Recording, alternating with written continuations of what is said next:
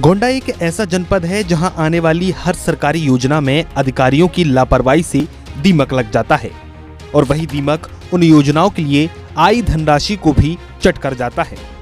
कुछ ऐसा ही हुआ है सीएम सामूहिक विवाह आयोजन में, जहां पहले से विवाहित लोगों की दोबारा शादी करा दी गई। सिर्फ इतना ही नहीं, यहां एक फर्जी दूल्हा दूसरी दुल्हन के साथ भी विवाह करता हुआ। ये बात हम नहीं, खुद वो दूल्हा दुल्हन कह रहे हैं। कन्हैया, अच्छा कौन से गांव से हो? महादेवा। गांव में शादी कब हुई थी, कितना तारीख को पहले? 26 तारीख में हुई है, ठीक है। दूल्हा दुल्हन तो वही होते हैं, लेकिन मंडप अलग अलग हो जाते हैं। एक मंडप घर पर होता है और एक मंडप सरकार द्वारा आयोजित किए जाने वाले मुख्यमंत्री सामूहिक विवाह कार्यक्रम में होता है।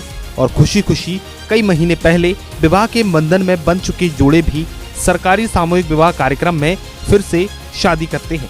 दूल्हे और दुल्हन को न केवल उसके माता पिता को यहाँ से गिफ्ट मिलता है, बल्कि शादी के कई दिन बाद सरकार दोबारा विवाह कराकर उन्हें दोबारा गिफ्ट देती है। अब गिफ्ट और पैसों के चक्कर में दोबारा शादी करने वाले दूल्हा दुल्हन कैमरे में कैद हो गए हैं।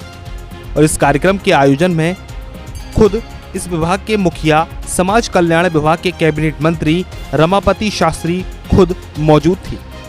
तो मैं कहता, पहले जब शादियां होती थी गांव में तो महिलाएं, जब द्वाराचार होता था तो महिलाएं खूब गाना गाती थी।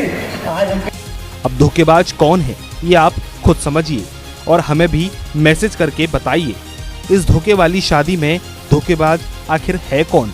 आपको बता दें, इस धोखे वाली शादी का आयोजन छपिया विकास खंड में हुआ था।